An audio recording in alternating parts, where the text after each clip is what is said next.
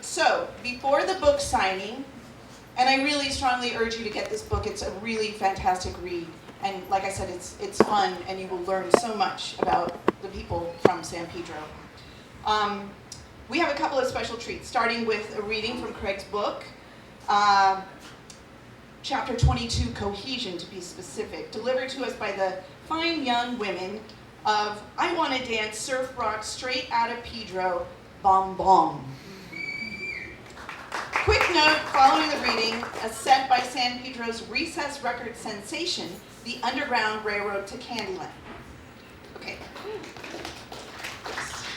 Golf clap. Now for the reading. Where are? Come on up. Yeah, I'm gonna take your microphone too. On stage from your left to right, we have Angela Ramos. In the middle, Jericho Campbell, and on the end, Paloma Banuelos. Please note that each reader will state the name of the person or persons who supplied the anecdote, and running concurrently is the slideshow of images that Craig collected and scanned throughout the last 8 years from various collections and individuals that he interviewed for the book. Okay, you guys ready? Okay. Hey guys, Take it away. you can come closer if you want. You guys are really far away. I'm ready. The pictures. Closer. Yeah, close. Come.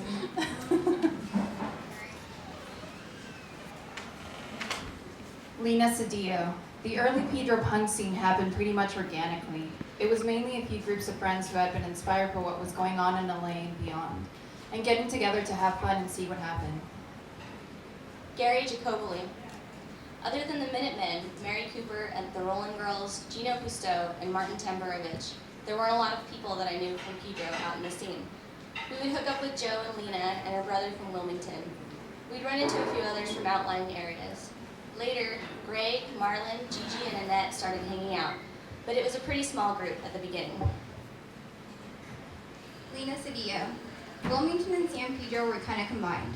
It was like one big town to all us punks. They were the only ones that we knew of that were into punk. That's really why we all started hanging out. Everything coalesced from there. Lisa Rowland. We hung together as friends 4 to 5 days a week. That's not even counting going to gigs.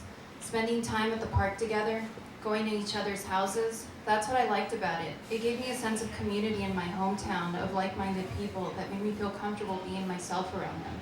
They accepted me, coming into the scene as, and I hated using this word, but let's use it anyways. I looked like a poser. I was portraying the hippie look, but they took me in, and maybe it was because I worked with my guat. Maybe it was because my sister was dating Michael, but these guys watched out for us. They would make sure we were safe whenever we would go out together. This is to be commended. Richie Wilder. We had millions of backyard parties, but as far as the Pedro scene, it was real fragmented. There wasn't really a hangout or anything like that. We'd go to Martin's house and shit like that, but there wasn't really a scene for the real early stuff. D-Boom. We would go to these Hollywood gigs, and we were from Pedro. All these people from Hollywood were wearing the funny hair, the spiked jackets, and the leather.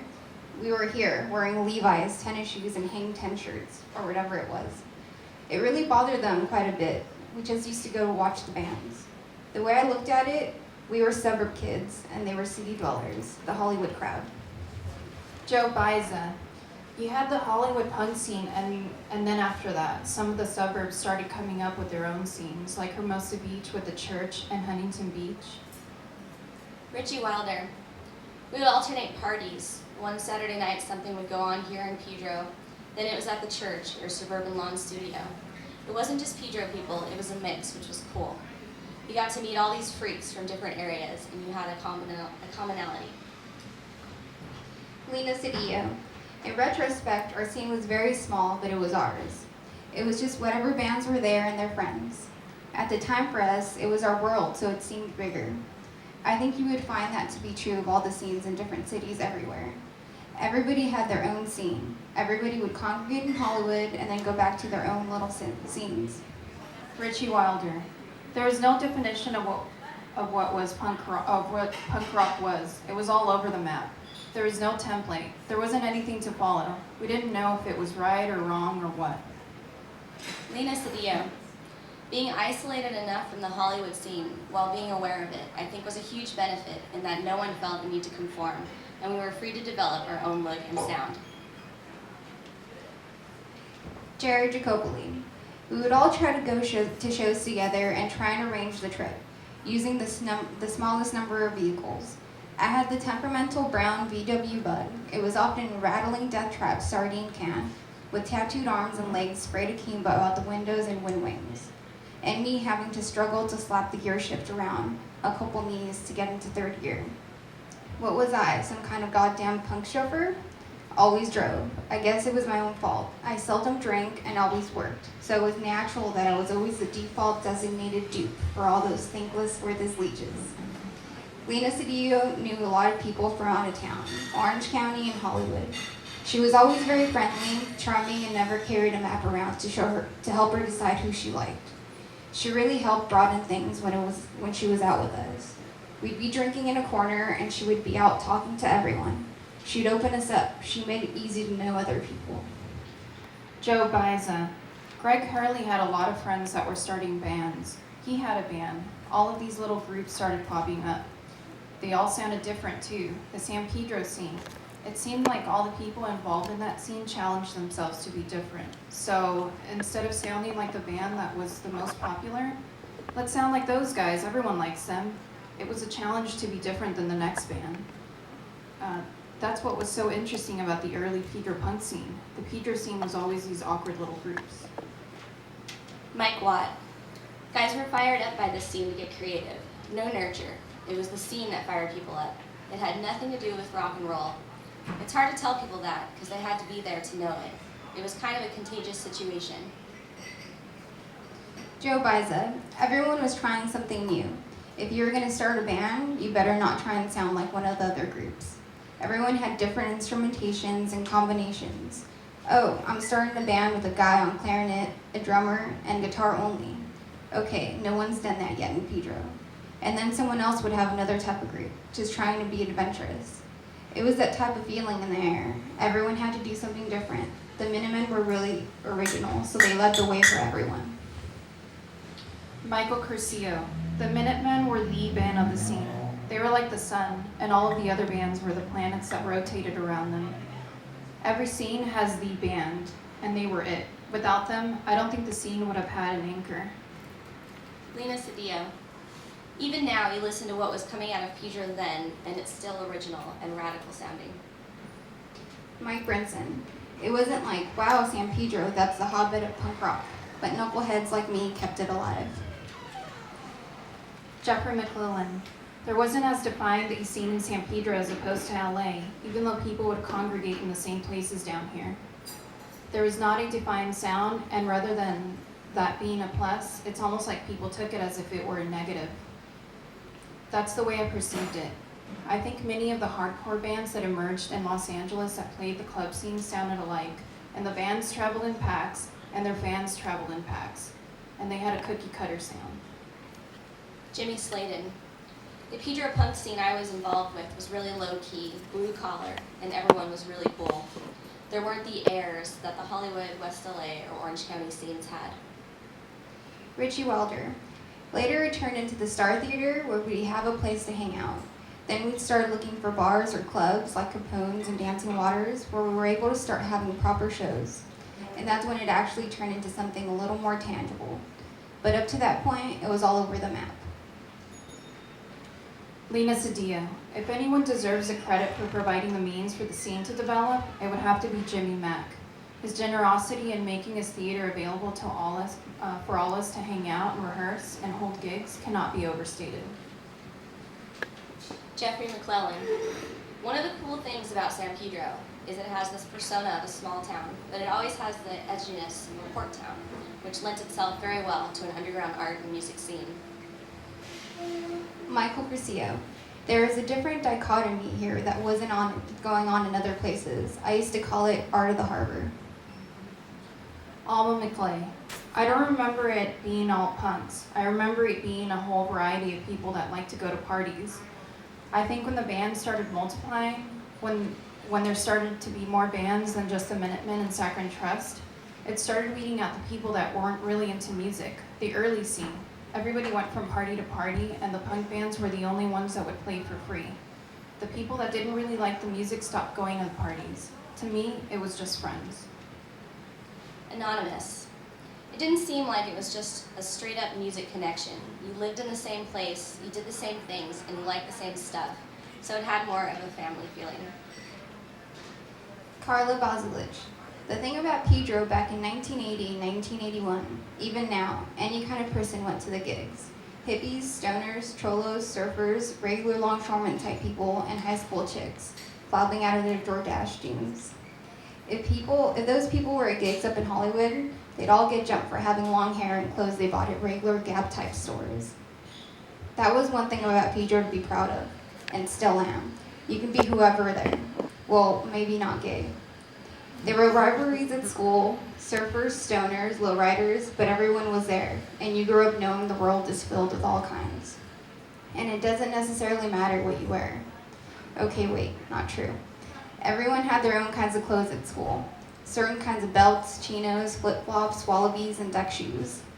It all meant you were in a certain group. I was a stoner. I smoked in the bathroom in a tube top at the age of 12. Very Pedro. So what I'm talking about is at the Pedro gigs. At the gigs, you were all kinds of people. So yeah, maybe when I started wearing weird clothes, I got beat up once in school by a hot low rider named Melva. Whatever, Pedro, you get beat up once in a while. Migs.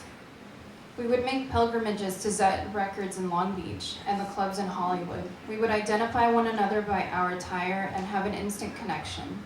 Pedro had a cool scene, very diverse. Punks of every subculture with the secondary connection that other punks we befriended didn't have, that Pedro thing. Most of us didn't always have the means to get out of town to see shows. A party with a local band or a punk show at a South Bay club was the hub of our scene. The beach cities were full of meat markets and yuppies. But east of that, we had punk, real punk, homegrown, proud, tenacious, and convicted like our town. It seemed every weekend there was something going on. Even though looking back, there weren't that many real shows. A night at the Dancing Waters, a show once in a great while at the Star, Alpine Village, trying to book halls and put on shows. At the church in Hermosa, they would call us the Pedro Crew, and some in LA would call us surf punks. I remember at a Dial-Tone show, someone announcing the band and referring to Pedro as where the surf meets the sewer. For the most part, we were given legitimate status by the uptown. Punk scene folks were very much because of our own conviction and ambassadors. Dee, Mike, and George.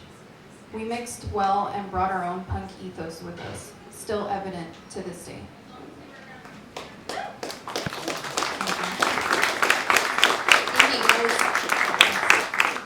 Okay, thank you. Give these lovely people a hand, a big hand.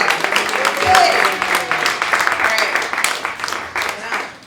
Okay, so just be patient. All right, all right. And the I always want to call them the Express Underground. I don't know, but they will be out here expressly. Underground Railroad to Candyland is on next, so enjoy. And buy the book.